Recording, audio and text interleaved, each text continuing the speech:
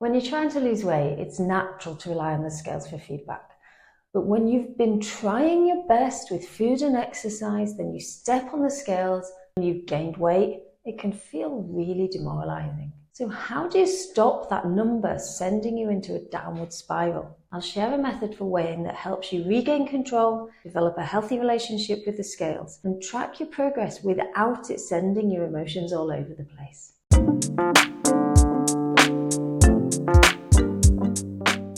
I'm Dr. Paula Watson. I'm an exercise psychologist and I provide therapy for people struggling with weight, exercise or food.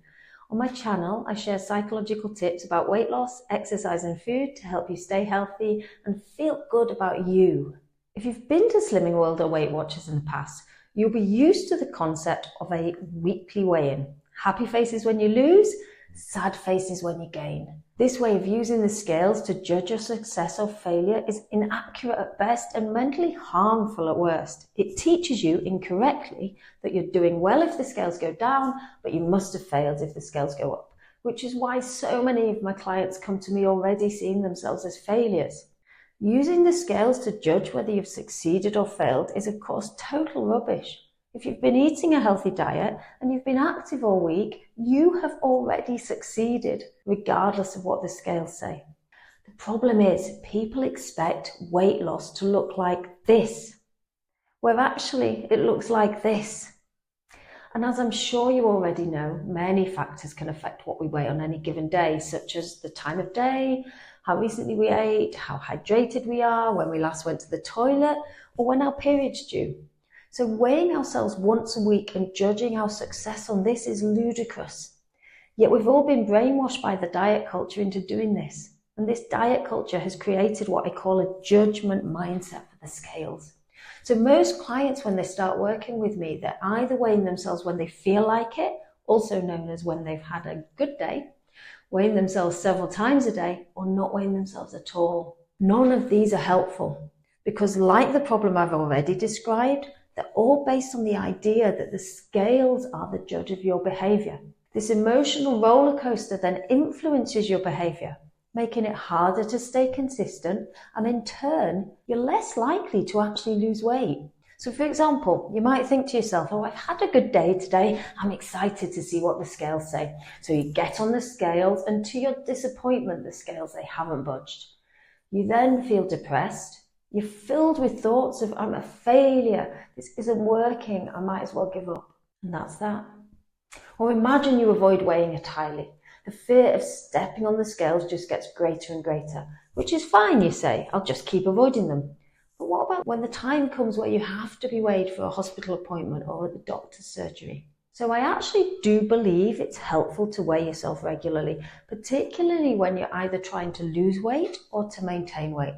But we need to learn to use the scales as a learning tool, not as a judgment tool. The approach I teach my clients is to weigh weekly, but only pay attention to the 4 weekly averages. I learned this through my CBT training with the Beck Institute as a psychologically healthy way of helping people develop a healthy relationship with the scales. And it works. I see this all the time in my clients.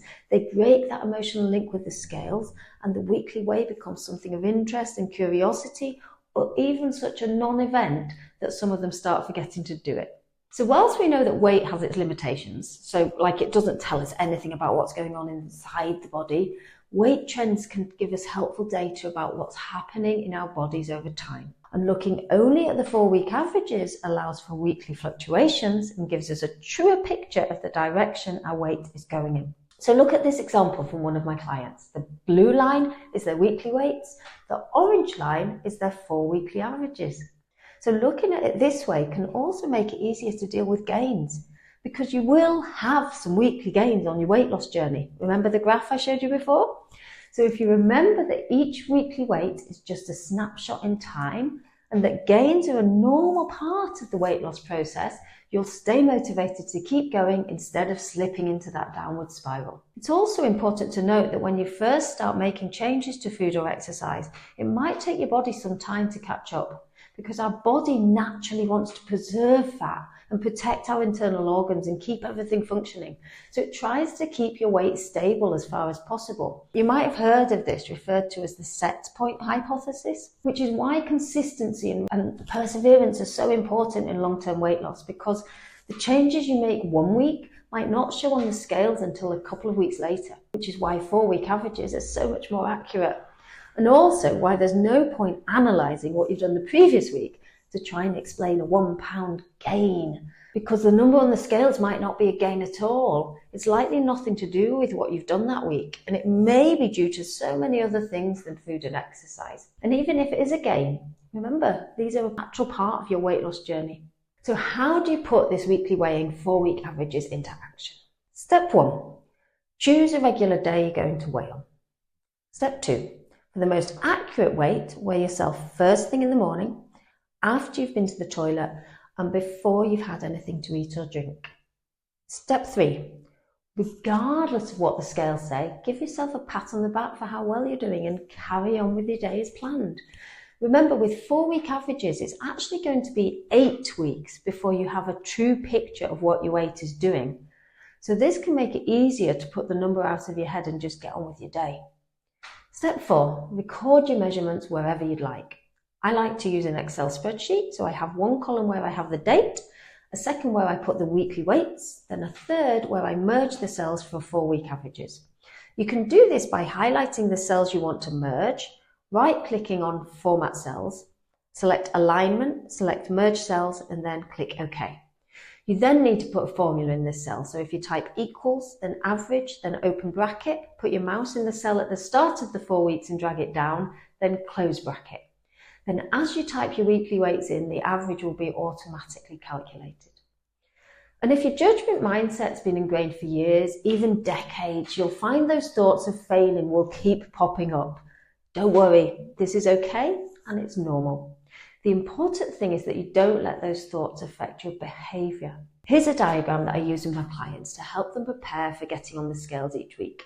This reminds you that regardless of what the scales say, your response will be the same. Before getting on the scales, try looking at this diagram and saying to yourself something like, weighing weekly will help me track my progress, but I know whatever the scales show today is just a snapshot in time.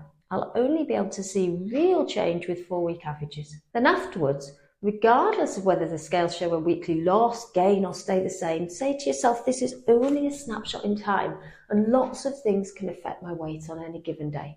I need to keep going the same way and trust the process. The important thing is I'm eating healthily and I'm physically active.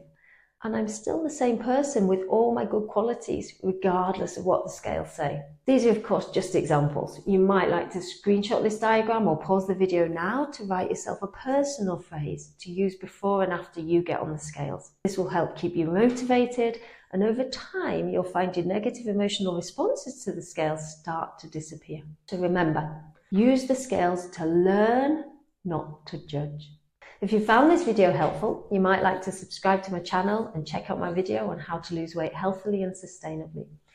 And if you've got questions or suggestions for videos, please comment below. I want to know how your new weighing protocol goes. If you want to understand how healthy your current approach to weight loss is and receive some personalized psychological tips, have a go at my quiz, which is linked in the description below. And if you're struggling to do this alone, this is okay. Sustainable weight loss is hugely challenging, and there's no shame in seeking support. I offer free discovery chats about one-to-one support, so please reach out using the link in the description.